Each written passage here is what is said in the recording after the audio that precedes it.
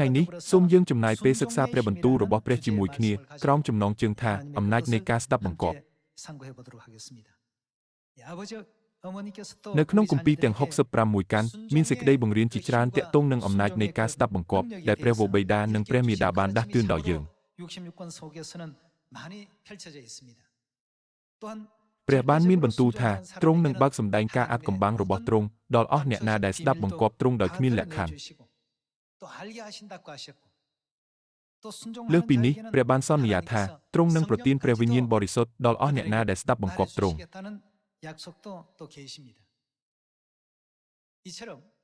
ដូច្នេះការស្ដាប់បង្គាប់តាមព្រះបន្ទូលរបស់ព្រះគឺជាទង្វើដែលអាចធ្វើទៅបានតែនៅពេលដែលមានសេចក្តីជំនឿគ្មានលក្ខខណ្ឌចំពោះព្រះប៉ុណ្ណោះ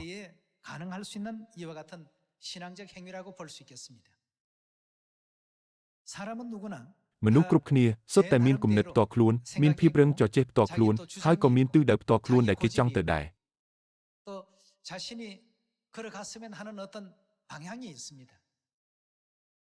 ទោះយ៉ាងណាយើងត្រូវតែឆ្លាក់នៅក្នុងចិត្តថាព្រះប្រទានទិសដៅទាំងអស់មកបន្ទាប់ពីបានទតឃើញអនាគតហើយសូមសួរខ្លួនឯងថាហេតុអ្វីបានជាយើងត្រូវរស់នៅក្នុងឆាកជីវិតដែលស្ដាប់បង្គាប់តាមព្រះハរតីរបស់ព្រះ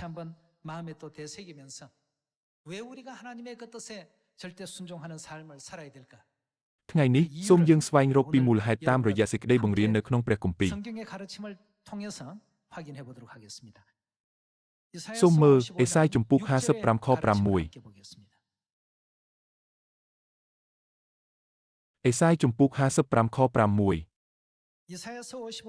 ចូលស្វែងរកព្រះយេហូវ៉ាក្នុងការដែលអាចនឹងរកទ្រង់ឃើញហើយអំពាវនាវដល់ទ្រង់ក្នុងការដែលទ្រង់គង់នៅជិតចុះទ្រង់ឲ្យមនុស្សអាក្រក់បោះបង់ចោលផ្លូវរបស់ខ្លួនហើយឲ្យមនុស្សទុច្ចរិតចោលអ្វីចោលគំនិតអាក្រក់របស់ខ្លួនដែររួចឲ្យគេត្រឡប់មកឯព្រះយេហូវ៉ាវិញមនុស្សទាំងអស់សុទ្ធតែមានសមត្ថភាពក្នុងការគិតទោះយ៉ាងណាការស្ដាប់បង្គាប់ព្រះអាចសម្រេចបាននៅពេលដែលយើងបោះបង់ចោលគំនិតរបស់ខ្លួនមិនមែនគ្រាន់តែបោះបង់ចោលប៉ុណ្ណឹងទេយើងត្រូវតែធ្វើដូច្នេះដោយមានសេចក្តីជំនឿពេលយើងមានសេចក្តីជំនឿហើយទុកចិត្តលើព្រះនោះយើងក៏អាចបោះបង់គំនិតខ្លួនយើងបានមែនទេសូមមើលខ7ទ្រង់ឲ្យមនុស្សអាក្រក់បោះបង់ចោលផ្លូវរបស់ខ្លួនហើយឲ្យមនុស្សទុច្ចរិតចោលគំនិតអាក្រក់របស់ខ្លួនដែររួចឲ្យគេត្រឡប់មកឯព្រះយេហូវ៉ាវិញអាចនិយាយបានថាវិលមករកព្រះវិញនោះទ្រង់នឹងអាណិតមេត្តាដល់គេគឺឲ្យវិលមកឯព្រះនៃយើងរាល់គ្នាត្បិតទ្រង់នឹងអត់ទោសឲ្យជាបរិបូរណ៍ពីព្រោះព្រះយេហូវ៉ាទ្រង់មានព្រះបន្ទូលថាគំនិតអញមិនមែនដូចជាគំនិតរបស់ឯងរាល់គ្នាទេឯផ្លូវរបស់ឯងរាល់គ្នាក៏មិនមែនជាផ្លូវរបស់អញដែរផ្លូវទៅកាន់ឋានសួគ៌ដែលហៅថាសេចក្តីសង្គ្រោះដែលព្រះបានកំណត់នោះគឺខុសពីគំនិតរបស់មនុស្ស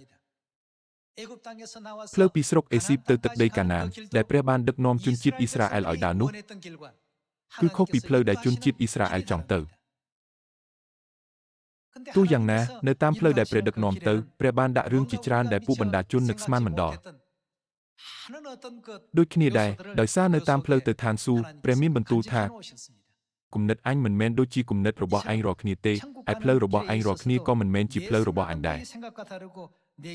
អញ្ចឹងតើយើងគួរធ្វើដូចម្តេចតាមរយៈព្រះគម្ពីរព្រះបានបង្គាប់ឲ្យយើងស្ដាប់បង្គាប់តាមគ្រប់ទាំងសេចក្តីបង្រៀនរបស់ទ្រង់សូមមើលបន្តខ9ត្បិតដែលផ្ទៃមេឃខ្ពស់ជាងផែនដីយ៉ាងណានោះអស់ទាំងផ្លូវរបស់អញក៏យ៉ាងម៉េចខ្ពស់ជាងផ្លូវរបស់ឯងហើយគំនិតរបស់អញក៏ខ្ពស់ជាងគំនិតរបស់ឯងរាល់គ្នាយ៉ាងនោះដែរពីព្រោះដែលភ្លៀងនិងហេមៈធ្លាក់ចុះមកពីលើមេឃឥតវិលត្រឡប់ទៅលើវិញគឺមកស្រោចដីធ្វើឲ្យកើតចេញជាពន្លកឡើងហើយក៏ឲ្យពូជពង្រស់ដល់អ្នកដែលព្រោះនិងអាហារដល់អ្នកដែលបរិភោគជាយ៉ាងណានោះពាក្យអញដែលចេញពីមាត់អញទៅក៏មិនដែលវិលមកឯអញវិញដោយឥតកើតផលយ៉ាងដូច្នោះដែរគឺនឹងយ៉ាងម៉េចគឺនឹងធ្វើសម្រេចពាក្យអញដែលចេញពីមាត់អញទៅគឺនឹងធ្វើសម្រេចតាមសេចក្តីប៉ងប្រាថ្នានៅក្នុងចិត្តអញហើយនឹងចម្រើនកើនឡើងក្នុងការអ្វីដែលអញចាត់ទៅធ្វើនោះនេះជាអ្វីដែលព្រះគម្ពីរបានចែងទុកដោយសារព្រះមានបន្ទូលថាគំនិតអញមិនមែនដូចជាគំនិតរបស់ឯងរាល់គ្នាទេអញ្ចឹងតើយើងគួរធ្វើតាមគំនិតរបស់អ្នកណាហើយតើយើងគួរស្ដាប់តាមដោយនិយាយថាអាមែនតាមការសម្រេចរបស់អ្នកណាជាច្រើនលើកជាច្រើនសារគំនិតរបស់ព្រះនិងគំនិតរបស់យើងច្រើនតែខុសគ្នារាល់ពេលដែលរឿងបែបនេះកើតឡើងយើងគួរតែសួរខ្លួនឯងថា ตาเปรมีนเปรเตยแบบนาจมพูเรื่องนี้ตาบ่มน้องเปรหารเตยระบอบตรงคือเจียไว้ตาเปรจัดตุกเอาไว้ทามีนดำไหลคลั่งบ่มพดសូមយើងតែងតែចងចាំរឿងនេះនៅក្នុងចិត្តជានិច្ចហើយឆ្ពោះទៅកាន់នគរឋានសួគ៌ដោយទៅតាមព្រះបើឲ្យពួកគេចេញពីស្រុកអេស៊ីបទៅស្រុកកាណានដែលមានទឹកដោះនិងទឹកឃ្មុំហូរហៀរដោយខ្លួនឯងនោះពួកគេនឹងមិនរើផ្លូវទីរហោស្ថាននោះទេ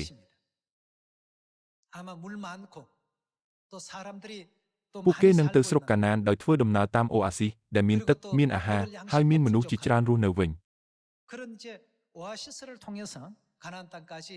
가려고 시도했을 것입니다. ទោះយ៉ាងណាផែនការរបស់ព្រះគឺប្រសើរជាងផែនការរបស់ពួកគេឆ្ងាយណាស់ 훨씬 더 좋은 계획이고 하나님의 생각이 គំនិតរបស់ព្រះគឺស្ថិតក្នុងផែនការដែលខ្ពស់ជាងគំនិតរបស់មនុស្ស 높은 생각입니다. 이유가 어디에 ហេតុអ្វីអញ្ចឹងបើមើលអេសាយជំពូក46នោះយើងអាចរកឃើញចម្លើយបាន 그 답을 찾을 수 있을 것입니다. 이사야 សូមមើលអេសាយជំពូក46ខ10 អេសាយជំពូក46ខ10តាំងតែពីដើមដំបូងអញរមែងសម្ដែងប្រាប់ពីការដែលត្រូវមកខាងចុងបំផុតហើយតើព្រះសម្ដែងឲ្យស្គាល់តាំងពីពេលណាហើយតាំងពីចាស់បុរាណក៏ប្រាប់ពីការដែលមិនទាន់មានមកដែរដោយពាក្យថាគំនិតសម្រេចរបស់អញនឹងស្ថិតស្ថេរនៅអញនឹងធ្វើតាមបំណងចិត្តអញគ្រប់ប្រការអញបានហៅឥន្ទ្រីមួយមកពីទិសខាងកើតជាមនុស្សដែលនឹងសម្រេចតាមគំនិតរបស់អញឲ្យមកពីស្រុកឆ្ងាយអញបានចេញវាចាហើយអញនឹងធ្វើអ្វីអញនឹងធ្វើឲ្យការនោះកើតឡើងផងអញបានគិតសម្រេចស្រេចហើយអញនឹងធ្វើការនោះឯងដោយសារព្រះទូតឃើញចុងបំផុតតាំងពីដើមដំបូងនោះយើងគួរតែទទួលការណែនាំពីទ្រង់នៅក្នុងដំណើរការដែលយើងកំពុងឆ្លងកាត់នោះប្រហែលជាមានអារម្មណ៍ថាដោយសារខ្វះទឹកផងខ្វះអាហារផងអញ្ចឹងនោះគ្មានសង្ឃឹមអ្វីទេប៉ុន្តែព្រះដឹកនាំកូនរបស់ទ្រង់ដោយទូតឃើញលទ្ធផលជាមុនរួចហើយប្រសិនបើយើងមិនរអ៊ូរទាំមិនត្អូញត្អែឬបាត់បង់សេចក្តីជំនឿលើព្រះនៅក្នុងដំណើរការនោះយើងនឹងបានចូលទៅក្នុងនគរឋានសួគ៌ដ៏អស្ចារ្យដូចជាយ៉ូស្វេនិងកាឡែបដែលបានចូលទៅស្រុកកាណានអញ្ចឹងដែរយើងច្បាស់ជាអាចចូលទៅទីនោះបានទោះយ៉ាងណាបើគំនិតរបស់មនុស្សចេះតែជ្រៀតជ្រែកចូលមកនោះនឹងក្លាយជាបញ្ហាហើយ사람의 생각이 자꾸 개입된다면 이건 큰 문제가 되겠습니다. អ្នកចម្បាំងរបស់គេឌៀនមានចំនួនតិចតួចណាស់ក្នុងការតទល់ជាមួយទាហានរបស់សត្រូវដែលមានគ្នា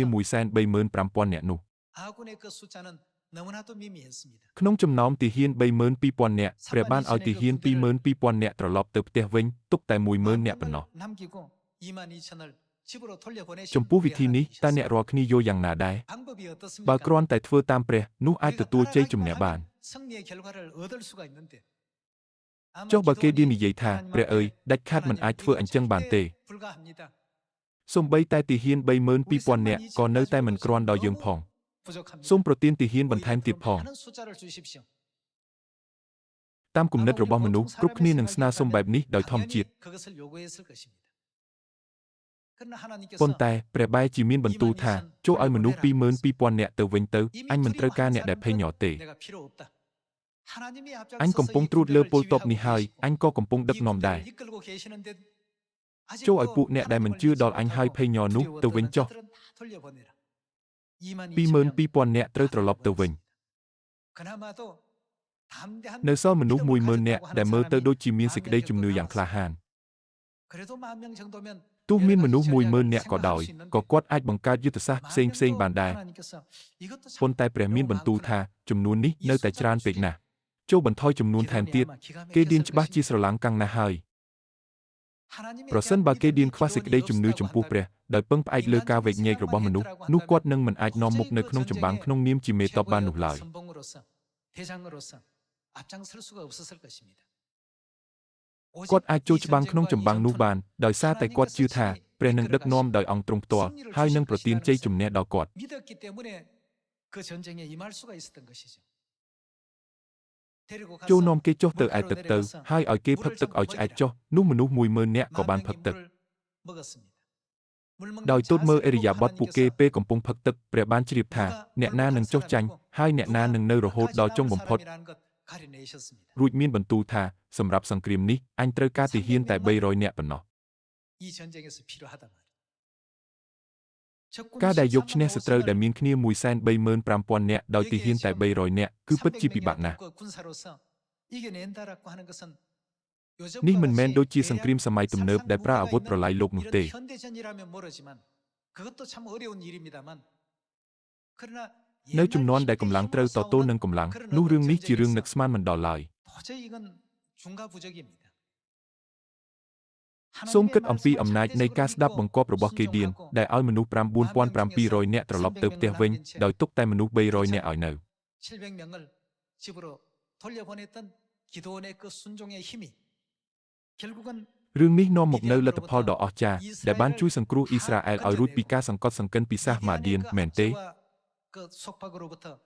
이스라엘 백성들을 អ្នករាល់គ្នាអំណាចនៃការស្ដាប់បង្គាប់តែងតែនាំមកនូវលទ្ធផលដ៏ល្អ 여러분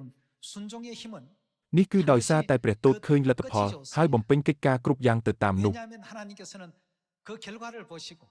ព្រះទតឃើញអនាគតរបស់យើងខណៈដែលយើងមើលឃើញតែបច្ចុប្បន្ននេះប៉ុណ្ណោះ 우리를 이끌어 가시는데 우리는 현재만 자꾸 រួច 봅니다. ក៏ត្រឡប់ទៅជាខ្វល់ខ្វាយលើរឿងបច្ចុប្បន្នជ្រុលពេកហើយគ្មានការគិតទុកមុនអំពីអនាគត 미래에 សោះ 대한 어떤 예지력이 우리가 없다가 보니까 អញ្ចឹងតើយើងគួរធ្វើដូចម្តេច 이래서 하나님께서 យើងគួរតែទៅគ្រប់កន្លែងដែលព្រះដឹកនាំយើងទៅ 어떻게 하라고요? 따라가라고 했습니다. ព្រះគម្ពីរប្រាប់យើងថាកូនដែលតាមទៅគ្រប់កន្លែងដែលព្រះយាងទៅនឹងបានសង្គ្រោះនៅជំនាន់ចុងក្រោយ 마지막 구원을 받을 수 있는 ចូលទុក 자들이 ចិត្តលើព្រះដោយគ្មានលក្ខខណ្ឌចុះនោះអ្នករាល់គ្នានឹងរួមចំណែកក្នុងសេរីល្អ 영광에 ព្រះគម្ពីរដាស់តឿនយើងឲ្យស្គាល់ពីការពិតនេះ 성경은 일깨워주고 있습니다. 그래서 ព្រះគម្ពីរប្រាប់យើងថាព្រះប្រទានព្រះវិញ្ញាណបរិសុទ្ធដល់អស់អ្នកដែលស្ដាប់បង្គាប់ 순종하는 자들에게는 모든 ហើយទ្រង់ប្រទានឲ្យអស់អ្នកដែលស្ដាប់ 비밀까지도 បង្គាប់យល់បានសូម្បីតែសេចក្តីអាថ៌កំបាំងដ៏ជ្រាលជ្រៅរបស់ទ្រង់ 하신다고 이렇게 성경은 우리에게 말하고 있습니다. 예. ដោយសារព្រះទ្រង់ទតឃើញចុងបំផុតតាំងតែពីដើមដំបូងហើយសម្ដែងប្រាប់ពីការដែលមិនទាន់មានមក 예적부터 전부 보여주시고 នោះយើងគួរតែទទួលយកហើយជឿលើការសម្រេចរបស់ព្រះដោយគ្មានលក្ខខណ្ឌតើពិតមែនទេ 하나님의 결정과 하나님의 그 판단을 받아들이고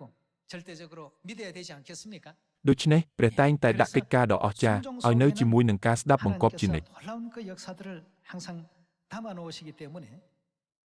내 생각이 បើយើង 이렇다 ដាក់ 하는 គំនិតខ្លួនឯងនៅខាងមុខដោយនិយាយថានេះជាអ្វីដែលខ្ញុំគិតទង្វើនេះមិនអាចនាំទៅរកការបញ្ចប់ដំណឹងល្អបានសោះ 성공이나 완성을 가져올 수가 없어요. យើងចាំបាច់ត្រូវតែគិតថាតើព្រះハរតីរបស់ព្រះគឺជាអ្វី តើព្រះមានព្រះハរតីយ៉ាងណាទៅ 하나님은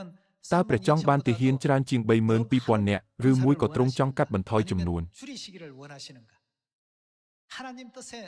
ជោគជ័យឬបរាជ័យអាស្រ័យលើព្រះハរតីរបស់ព្រះទេ 믿고 យើងត្រូវតែជឿរឿងនេះ 여러 가지 많은 상황들이 우리 스스로가 느끼기에는 ទោះបីជាឥឡូវនេះយើងមានអារម្មណ៍ថាខ្វះខាតលើរឿងជាច្រើនក៏ដោយក៏ព្រះកំពុងធ្វើការយ៉ាងសកម្មដើម្បីធានាថាមនុស្សជាតិទាំងអស់អាចស្ដាប់ឮដំណឹងល្អតាមគ្រប់មធ្យោបាយដែលអាចធ្វើបាន 이와 같이 역사하신 가운데 있습니다. 그 끝을 ចូលជឿ 믿고 ចំពោះលទ្ធផលហើយបន្តធ្វើតាមដោយសេចក្តីជំនឿដោយចិត្តខ្នះខ្នែងចុះនេះជាសំណើរបស់ព្រះមែនទេ 요한복음 2장에서도 សូមមើលយ៉ូហានជំពូក 2 ដើម្បីមើលពីរបៀបដែលកិច្ចការនៃការស្ដាប់បង្គាប់បានលេចឡើងតាមរយៈទស្សនវិជ្ជាដែលបានបង្ហាញនៅក្នុងមង្គលការមួយ 잔치에서 보여주신 장면을 한번 보도록 합시다. 네, 우리 소물, 요한복음 요한 2장의ជំពូក 말씀 2 함께 보겠습니다. ជំពូក 2 ខ 1 លុះ3ថ្ងៃក្រោយមកមានវិវាហមង្គលនៅភូមិកាណាក្នុងស្រុកកាលីលេហើយមាតាព្រះយេស៊ូវក៏នៅឯណោះស្រាប់គេបានអញ្ជើញព្រះយេស៊ូវព្រមទាំងពួកសិស្សទ្រង់ទៅឯការនោះដែរ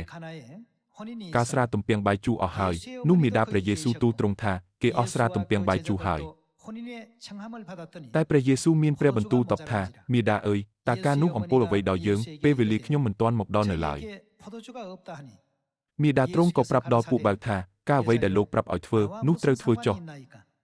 គាត់ប្រាប់ដល់ពួកបាវថាការអ្វីដែលព្រះយេស៊ូវមានបន្ទូលឲ្យធ្វើនោះចូលធ្វើតាមដែលទ្រង់មានបន្ទូលចុះ ខ 6 រីឯនៅទីនោះមានពាងថ្ម6តាមទំនៀមការលាងសម្អាតរបស់សាសយូដាពាងមួយនោះចំណុះទឹកបាន2ឬ3អម្រែកព្រះយេស៊ូវមានព្រះបន្ទូលទៅគេថាចូលចាក់ទឹកឲ្យពេញពាងទាំងនេះទៅគេក៏ចាក់ទឹកពេញដល់មាត់ពាង រួចទ្រង់មានព្រះបន្ទូលប្រាប់គេថាឥឡូវនេះចូលដងយកទៅជូនដល់លោកជាមង្គលការចុះគេក៏ដងយកទៅការអ្នកមង្គលការបានភ្លុកទឹកដែលបានប្រែទៅជាស្រាទំពាំងបាយជូរហើយឥតមានដឹងជាមកពីណាតែពួកបាបម្រើដែលដងទឹកនោះគេដឹងនោះអ្នកមង្គលការក៏ហៅប្តីថ្មងថ្មីមកនិយាយថាមនុស្សទាំងឡាយគេតែងតែលើកស្រាទំពាំងបាយជូរល្អមកជាមុនលុះការបានផឹកជាច្រើនហើយនោះទើបលើកស្រាទំពាំងបាយជូរដែលមិនសូវល្អមកជាក្រោយតែនេះអ្នកបានទុកស្រាទំពាំងបាយជូរយ៉ាងល្អដរាបដល់ឥឡូវនេះវិញព្រះយេស៊ូវទ្រង់ធ្វើទីសម្គាល់មុនដំបូងនេះនៅភូមិកាណាក្នុងស្រុកកាលីលេទាំងសម្ដែងសេរីល្អរបស់ទ្រង់ហើយពួកសិស្សក៏ជឿដល់ទ្រង់នៅត្រង់នេះយើងអាចឃើញថាម៉ារីជាមាតារបស់ព្រះយេស៊ូវបានណែនាំដល់ពួកបាវថាការអ្វីដែលលោកប្រាប់ឲ្យធ្វើនោះត្រូវធ្វើចុះជាលទ្ធផលដោយការស្ដាប់បង្គាប់តាមព្រះបន្ទូលរបស់ទ្រង់ពួកគេក៏បានឃើញកិច្ចការដ៏អស្ចារ្យរបស់ព្រះដែលទឹកប្រែទៅជាស្រាទំពាំងបាយជូរមានទិដ្ឋភាពជាច្រើនអំណាចនៃការស្ដាប់បង្គាប់អាចឃើញនៅក្នុងប្រវត្តិសាស្ត្ររបស់ពេត្រុសនិងនៅក្នុងកិច្ចការរបស់ពួកសិស្សមានករណីមួយរបស់ពេត្រុសដែលគេស្គាល់ជាទូទៅហើយមែនទេសូមមើលលូកាជំពូក5ការស្ដាប់បង្គាប់នាំមកនូវកម្លាំងដ៏អស្ចារ្យកិច្ចការនៃសេចក្តីសង្គ្រោះរបស់ព្រះហាក់ដូចជាខ្វះខាតតាមទស្សនៈនោពន្ធរបស់មនុស្សប៉ុន្តែបើព្រះមានបន្ទូលថាដំណឹងល្អនេះនឹងត្រូវផ្សព្វផ្សាយដល់ពិភពលោកនោះប្រាកដជានឹងត្រូវសម្រេចអ្នករាល់គ្នាត្រូវតែបន្តអនុវត្តដោយសេចក្តីជំនឿសូមស្វែងយល់ពីអំណាចនៃការស្ដាប់បង្គាប់តាមរយៈរឿងរបស់ពេត្រុសសូមមើលលូកាជំពូក5ខ1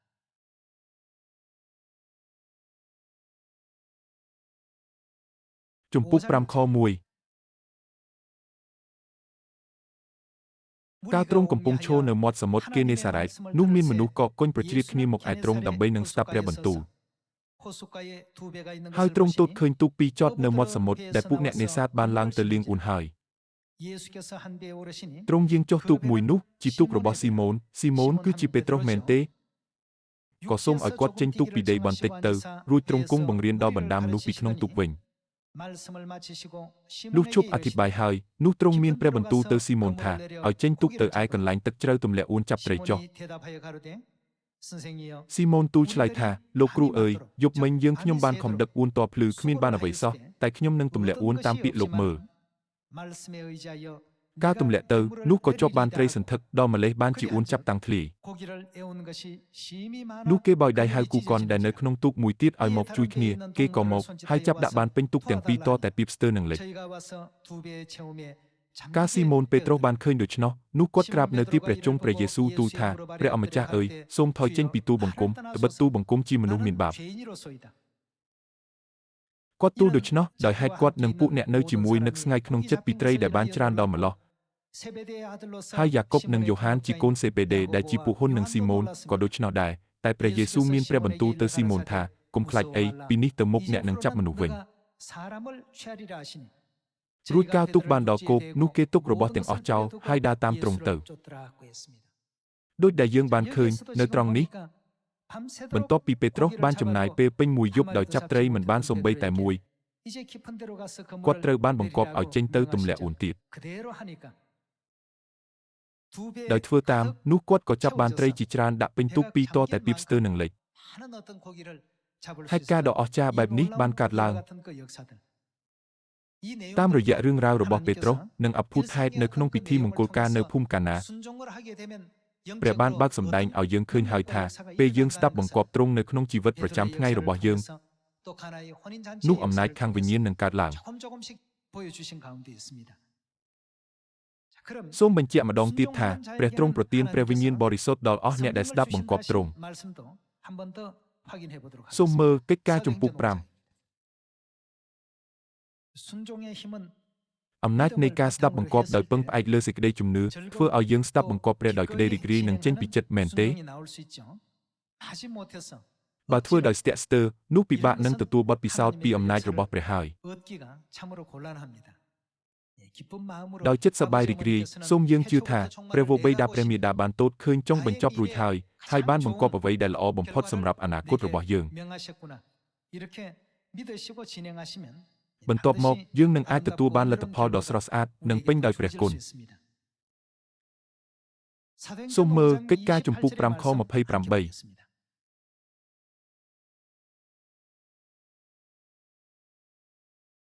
ជំពូក5ខ28តើយើងមិនបានហាមផ្ដាច់មិនឲ្យឯងរាល់គ្នាបង្រៀនពីឈ្មោះនោះទៀតទេឬអីតែមើលឯងរាល់គ្នាបានបង្រៀនសេចក្តីនោះនៅពេញក្រុងយេរូសាឡឹមទាំងមូលវិញព្រមទាំងគិតទម្លាក់ទោសពីជាមនុស្សនោះមកលើយើងផងតែពេត្រុសនិងពួកសាវកឯទៀតឆ្លើយឡើងថាត្រូវតែស្ដាប់បង្គាប់របស់អ្នកណាត្រូវតែស្ដាប់បង្គាប់របស់ព្រះជាងមនុស្សរីឯព្រះនៃពួកឯកោយើងរាល់គ្នាទ្រង់បានប្រោសព្រះយេស៊ូវដែលលោករាល់គ្នាបានសម្លាប់ដោយព្យួរនៅជាប់លើឈើឲ្យទ្រង់មានព្រះជន្មរស់ឡើងវិញហើយព្រះបានដំកើងទ្រង់ឡើងដោយសារព្រះហស្តាមឲ្យធ្វើជាព្រះអម្ចាស់និងជាព្រះអង្គសង្គ្រោះដើម្បីនឹងប្រោសប្រទានការប្រែចិត្តដល់សាសអ៊ីស្រាអែលប្រយោជន៍ឲ្យបានរួចពីបាបយើងខ្ញុំនេះព្រមទាំងព្រះវិញ្ញាណបរិសុទ្ធដែលព្រះបានប្រទានដល់អស់អ្នកដែលស្ដាប់បង្គាប់ទ្រង់ពីការទាំងនោះនៅត្រង់នេះនៅខ32តើព្រះប្រទានអ្វីដល់អស់អ្នកដែលស្ដាប់បង្គាប់ទ្រង់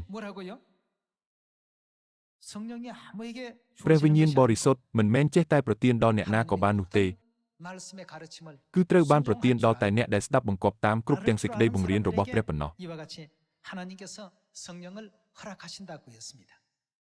បើយើងចង់ទទួលអំណាចនៃព្រះវិញ្ញាណបរិសុទ្ធនោះយើងត្រូវតែជឿលើអំណាចនៃការស្ដាប់បង្គាប់ព្រះទតឃើញអនាគតរបស់យើង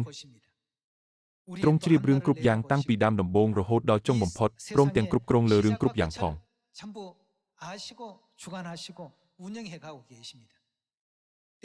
ដូច្នេះហើយបានជាព្រះដាក់យើងដែលជាកូនរបស់ទ្រង់ឲ្យនៅកន្លែងដែលត្រឹមត្រូវនិងមានសុវត្ថិភាពបំផុត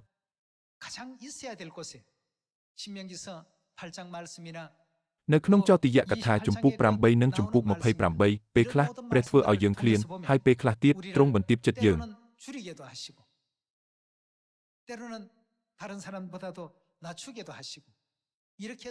តាមរយៈការធ្វើដំណើរនៅទីរហោស្ថាននៃសេចក្តីជំនឿព្រះបង្រៀនយើងឲ្យបណ្ដេញវិញ្ញាណអាក្រក់និងចិត្តឆ្មើងឆ្មៃចេញហើយចិញ្ចឹមចិត្តបន្ទាបខ្លួននិងចិត្តរ៉ាផ្សារួមជាមួយនឹងសេចក្តីជំនឿដែលយល់ដឹងពីទ្រង់យ៉ាងត្រឹមត្រូវយើងមិនគួរគិតថាខ្ញុំជឿលើព្រះម្ដេចក៏ជីវិតខ្ញុំជួបការលំបាកបែបនេះទៅវិញម្ដេចក៏ហត់នឿយអ្វីម្ល៉េះម្ដេចក៏ពិបាកខ្លាំងយ៉ាងនេះជាងមានគំនិតបែបនេះយើងគួរតែសួរខ្លួនឯងថាព្រះប្រទានជីវិតបែបនេះដល់ខ្ញុំតើក្នុងនោះទ្រង់មានព្រះតេអ្វីទៅតើទ្រង់ចង់ឲ្យខ្ញុំយល់ដឹងពីអ្វីតើខ្ញុំត្រូវរៀនពីអ្វីទៅនេះជារឿងដែលសមាជិកគ្រួសារស៊ីយ៉ូនគួរតែពិចារណាមុនគេសូមមើលបទគម្ពីរមួយទៀតសូមមើលរ៉ូមជាមួយគ្នាសូមមើលរ៉ូមជំពូក5 1ខ13រ៉ូមជំពូក5 1ខ13ក៏កុំឲ្យប្រគល់អវយវៈទាំងប៉ុន្មានរបស់អ្នករាល់គ្នាទៅក្នុងអំពើបាបទុកដូចជាប្រដាប់ទុច្ចរិតនោះឡើយគឺត្រូវប្រគល់ខ្លួនទៅព្រះដូចជាបានរស់ពីស្លាប់នោះឡើងវិញហើយថ្វាយអវយវៈរបស់អ្នករាល់គ្នាទៅព្រះទុកដូចជាប្រដាប់ប្រដាសុចរិតផងយើងត្រូវតែថ្វាយទាំងរូបកាយទាំងចិត្តទាំងព្រលឹងរបស់យើងទាំងអស់ដល់ព្រះទុកជាប្រដាប់ប្រដាសុចរិតសូមមើលខ14ត្បិតបាបមិនត្រូវមានអំណាចលើអ្នករាល់គ្នាទៀតឡើយដោយព្រោះអ្នករាល់គ្នាមិននៅក្រោមក្រឹតវិន័យគឺនៅក្រោមព្រះគុណវិញដូច្នេះធ្វើដូចម្ដេចតើគួរឲ្យយើងប្រព្រឹត្តអំពើបាបដោយព្រោះនៅក្រោមព្រះគុណមិននៅក្រោមក្រឹតវិន័យឬអីទេមិនគួរឡើយតើអ្នករាល់គ្នាមិនដឹងទេឬអីថាអ្នករាល់គ្នាប្រគល់ខ្លួនទៅធ្វើជាបាវបម្រើនិងស្ដាប់តាមចៅវាយណានោះអ្នកជាបាវបម្រើរបស់ចៅវាយនោះឯងដែលអ្នកស្ដាប់តាមទោះជារបស់ផងអំពើបាបឲ្យបានសេចក្តីស្លាប់ឬជារបស់ផងសេចក្តីស្ដាប់បង្គាប់ឲ្យបានសុចរិតក្តីឯអ្នករាល់គ្នាពីដើមជាបាវបម្រើរបស់អំពើបាបមែនប៉ុន្តែអរព្រះគុណដល់ព្រះអង្គឥឡូវនេះបានស្ដាប់ដោយស្ម័គ្រពីចិត្តតាមក្បួននៃលទ្ធិដែលគេបានប្រគល់មកអ្នករាល់គ្នាហើយអ្នករាល់គ្នាបានត្រឡប់ជាបាវបម្រើនៃសេចក្តីសុចរិតវិញដោយទ្រង់បានប្រោសឲ្យរួចពីអំពើបាបហើយនៅក្នុងរ៉ូមជំពូក6មានចែងទុកថាយើងរាល់គ្នាជាបាវបម្រើរបស់ចៅវាយដែលយើងស្ដាប់តាមហើយដែលយើងមានសេចក្តីជំនឿចំពោះការស្ដាប់បង្គាប់ព្រះនោះយើងលែងជាបាវបម្រើនៃអំពើបាបទៀតហើយគឺជាបាវបម្រើនៃសេចក្តីសុចរិតវិញ 예, 로마서 6장 가운데서 ដូច្នេះព្រះគម្ពីរបានពន្យល់ថាទោះយើងធ្លាប់ជាបាវបំរើនៃអំពើបាបក៏ដោយក៏ព្រះបានប្រោសយើងឲ្យរួចពីអំពើបាបដោយសេចក្តីសុចរិតហើយ 죄로부터 자유를 우리 하나님께서 허락해 주셨다. 이렇게 សម្រាប់ពេលវេលាដែលនៅសេសសល់សូមយើងពង្រឹងសេចក្តីជំនឿរបស់យើងចំពោះព្រះ 남은 모든 시간도 ដោយទៅតាម 아버지 គ្រប់កន្លែងដែលព្រះវរបិតានិងព្រះមាតាដឹកនាំយើងទៅ 참으로 하나님에 대한 믿음을 굳건히 하시고 하나님께서 បើជាព្រះបន្ទូលរបស់ព្រះនោះយើងត្រូវតែធ្វើតាម 말씀이라면 មិនថាជាព្រះបន្ទូលដែលបានប្រទាននៅក្នុងមង្គលការនៅភូមិកាណា 주셨던 말씀이든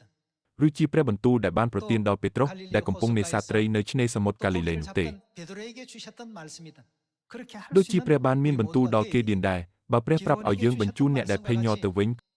32,000 ក្នុងចំណោមមនុស្ស 32,000 នាក់នោះយើងក៏គួរធ្វើតាមដោយរីករាយដែរ 하시면 기꺼이 돌려보낼 ដោយសារ 수 ទ្រង់ 있는 មានបន្ទូលថាសូម្បីតែ 10,000 នាក់ក៏ច្រើនពេកណាស់នោះតើគួរឲ្យទូបង្គំធ្វើដូចម្ដេចទៅ 그럼 어떻게 할까요? ចូលចុះទៅឯទឹកទៅហើយឲ្យគេផឹកទឹកចុះ 물 먹는 បន្ទាប់ពីទតមើលអិរិយាបថនិងអាកប្បកិរិយាដែលពួកគេផឹកទឹក 속에서는 믿음을 가질 수 있지만 ព្រះបានមានបន្ទូលថាពួកគេមានសេចក្តីជំនឿក្នុងស្ថានភាពបច្ចុប្បន្នមែនប៉ុន្តែអាចនឹងចុះចាញ់ពេលជួបស្ថានភាពលំបាកឲ្យពួកគេទៅផ្ទះវិញចុះ 그러고 보니까 남은 사람들이 ពេល 300 ធ្វើដូច្នេះនោះមានមនុស្ស 300 នាក់ដែលនៅសល់ 순종의 힘이라고 អំណាច 하는 នៃ 것은 ការស្ដាប់បង្គាប់នាំទៅរកលទ្ធផលដ៏ល្អនៅទីបញ្ចប់ 그래서 하나님 말씀 ដូច្នេះក្នុងការដែលយើងបានស្ដាប់បង្គាប់គ្រប់ជំពូកហើយតើព្រះនឹងធ្វើដូចម្ដេចដល់គ្រប់ទាំងសេចក្តីរឹងចោះចេះ 어떻게 하신다고요? ទ្រង់នឹងធ្វើទោសដល់គេ 이렇게 말씀을 주셨습니다. ដោយសារការស្ដាប់បង្គាប់របស់យើងនៅតែមើលទៅដូចជាមិនបានសម្រង់និងមិនទាន់បានគ្រប់លក្ខនៅក្នុងព្រះនេត្រព្រះនៅឡើយ 덜 온전해져 នោះព្រះមិនទាន់ 있다고요. ជំនុំជម្រះដល់អស់អ្នកដែលមិនស្ដាប់បង្គាប់នៅឡើយនោះទេ 아직도 하나님께서 심판하지 នេះមានន័យ 아니하시고 ថាតាមទស្សនៈរបស់ព្រះនៅតែមានអ្វីដែលត្រូវកែលម្អនៅក្នុងការស្ដាប់បង្គាប់របស់យើងនៅឡើយ 미흡하고 부족한 부분이 아직도 많이 있는 것 같습니다. សូមយើងដឹកនាំមនុស្សជាតិទាំងអស់ទៅកាន់ផ្លូវនៃសេចក្តីសង្គ្រោះតាមរយៈអំណាចនៃការស្ដាប់បង្គាប់ 여러분과 제가 꼭 되도록 합시다. 오늘 또 ថ្ងៃនេះ 우리가 យើងបានមើល 말씀을 ព្រះបន្ទូលរបស់ព្រះម្ដងទៀតក្នុងគោលបំណងស្ដាប់បង្គាប់តាមព្រះបន្ទូលនោះឯង 하나님의 그 가르침에 그 뜻을 គឺដើម្បី 따르기 ធ្វើ 위해서 តាមព្រះハរតីរបស់ព្រះ 은혜롭지 못한 모든 ព្រះ 악에서 បានណែនាំយើងឲ្យនៅឲ្យឆ្ងាយពីទង្វើដែលគ្មានព្រះគុណនិងការអាក្រក់គ្រប់បែបយ៉ាង 선하신 그 가르침을 ហើយប្រ 따르라고 ព្រឹត្តតាម 하셨습니다. សេចក្តីបង្រៀនដ៏ល្អរបស់ទ្រង់វិញ 악은 아무리 내 귀를 ដូច្ 즐겁게 នេះ 하고 មិនថាការអាក្រក់នោះគប់ដល់ត្រចៀកហើយធ្វើឲ្យចិត្តយើងរីករាយប៉ុណ្ណាទេ 이렇게 한다 하더라도 បើព្រះមានបន្ទូលថាបោះបង់ចោលនោះយើងត្រូវតែបោះបង់ចោល 줄 아는 우리가 돼야 되겠습니다. រឿងនេះមានចែងទុកនៅក្នុងយោបចំពុក22ហើយមែនទេ 내 보배를 어떻게 하라고요? ហើយបោះបង់ចោលទ្រព្យវិសេសរបស់អ្នកទៅក្នុងធូលីដី 보배를 មានចែងទុកថាចូលបោះបង់ចោលទ្រព្យវិសេសរបស់អ្នកទៅក្នុងធូលីដីទៅនោះព្រះនឹងបានជាទ្រព្យវិសេសដល់អ្នកហើយ 되실 것이다 고 했습니다. យើងប្រហែលជានៅតែកំពុងអបក្រសោបរបស់ទាំងនេះដោយគិតថាតែប៉ុណ្ណឹងក៏មិនអីដែរ 가지고 있는 것이 있을 것입니다. 뭔가 이 បើនៅក្នុងសេចក្តីជំនឿ 세상을 របស់យើងមានអ្វីដែលមិនសមស្របនឹងព្រះハរតីរបស់ព្រះនោះសូមយើងបោះបង់ចោលទៅដើម្បីឲ្យយើងអាចមានព្រះវិញ្ញាណដ៏គ្រប់លក្ខរបស់ព្រះហុំព័ទ្ធព្រលឹងរបស់យើង 버렸을 때 하나님의 온전한 성령이 우리의 그 영혼을 ជាងនេះទៅទៀត 감싸게 될 ព្រះនឹងប្រទានការជំរុញចិត្តដ៏ពិតប្រាកដដល់ព្រលឹងរបស់យើងឲ្យយើងបានកើតជាថ្មីជាអ្នកនាំសាររបស់ទ្រង់ដែលប្រកាសប្រាប់ដំណឹងល្អដល់មនុស្សជាតិទាំងអស់ 전파할 수 있는 그런 하나님의 사람으로서 거듭나게 하실 것입니다. 오늘 순종의 힘 បើក្រឡេកមើលគម្ពីរទាំង65មួយកាន់នោះឃើញថាអាប់រ៉ាហាំណូអេម៉ូសេយ៉ូស្វេសាវកពេត្រុសសាវកប៉ុលនិងសាវកយ៉ូហាន 여호수아도 សុទ្ធតែបាន 순종의 ទទួលព្រះពរតាមរយៈអំណាចនៃការ 베드로도 ស្ដាប់បង្គាប់ 순종의 힘으로, 사도 바울도 순종의 힘으로 វីរ 요한도 ជននៃសេចក្តីជំនឿទាំងអស់នៅក្នុងព្រះគម្ពីរបានសម្លឹងមើលព្រះតាមរយៈអំណាចនៃការស្ដាប់បង្គាប់ 순종의 힘으로 하나님을 ហើយតែង 바라보고 តែរស់នៅក្នុងជីវិតដែលមានជ័យជំនះក្នុងសេចក្តីពិតដោយជំនឿលើព្រះ 항상 그 진리 안에서 승리하는 그런 삶을 살았습니다. នោះគឺដោយសារតែពួកគាត់ជឿដោយគ្មានលក្ខខណ្ឌថាព្រះទតឃើញចុងបំផុតតាំងតែពីដើមដំបូង 하나님에 대한 믿음을 온전히 가졌기 때문이죠. ខ្ញុំសង្ឃឹមថាកូនៗនៃស៊ីយ៉ូនទាំងអស់នឹងធ្វើតាមព្រះវរបិតាឋានសួគ៌អានសាំងហុង 새 예루살렘 하늘 និង 어머니께서 ព្រះមេដាឋានសួគ៌យេរូសាឡឹមថ្មីដែលបានយាងមកផែនដីនេះដើម្បីជួយសង្គ្រោះយើង 온전히 또 따라서 우리 ក្នុងពេល 여러분들이 ស្ដាប់បង្គាប់តាមសេចក្តីបង្រៀនរបស់ទ្រង់ទាំងស្រុងនោះសូមយើងស្វែងរកបងប្អូនប្រុសស្រីដែលបាត់បង់ទាំងអស់ហើយត្រឡប់ទៅស្រុកកំណើតឋានសួគ៌ដ៏អស្ចារ្យរបស់យើងវិញ 무엇보다도 លើសពីនេះដោយសារយើងកំពុងផ្សព្វផ្សាយដំណឹងល្អដោយចិត្តដែលស្ដាប់បង្គាប់តាមព្រះបន្ទូលរបស់ព្រះនោះខ្ញុំគ្មានអ្វីឲ្យសង្ស័យសោះគឺយើងនឹងទទួលព្រះពរដ៏អស្ចារ្យសូមប្រកាសប្រាប់ដំណឹងល្អដ៏ពេញដោយព្រះគុណនៅក្នុងសេចក្តីស្រឡាញ់និងព្រះពររបស់ព្រះវរបិតាព្រះមាតាឲ្យបានគ្រប់គ្នាដោយសារព្រះដែលមានបន្ទូលថាចូលទម្លាក់អួនចុះឥឡូវនេះបានបង្គាប់យើងថាចូលផ្សព្វផ្សាយចុះនោះសូមយើងផ្សព្វផ្សាយយ៉ាងខ្នះខ្នែងសូមសមាជិកគ្រួសារស៊ីយ៉ូនទាំងអស់ពេញដោយក្តីអំណរតាមរយៈការស្ដាប់បង្គាប់ព្រះបន្ទូលព្រះហើយរីករាយនឹងលទ្ធផលដ៏ពេញដោយព្រះគុណនៃព្រះវិញ្ញាណបរិសុទ្ធសូមជួបប្រទះរឿងដ៏ស្រស់ស្អាតជាច្រើនព្រះតែងតែជួយកូនរបស់ទ្រង់ដែលខំប្រឹងចែកចាយសេចក្តីស្រឡាញ់ដ៏បរិសុទ្ធរបស់ព្រះវរបិតានិងព្រះមាតានោះគឺដោយសារតែពួកគាត់កំពុងកាន់តាមព្រះបន្ទូលខ្ញុំសង្ឃឹមថាអ្នករាល់គ្នានឹងក្លាយជាកូននៃស៊ីយ៉ូនដែលចែកចាយដំណឹងល្អដ៏ស្រស់ស្អាតដល់មនុស្សគ្រប់គ្នានៅភូមិពិភពលោកដោយជឿថាព្រះនឹងតែងតែជួយយើងជានិច្ចសូមជឿថាព្រះវិញ្ញាណបរិសុទ្ធគឺនៅជាមួយអ្នកដែលស្ដាប់បង្គាប់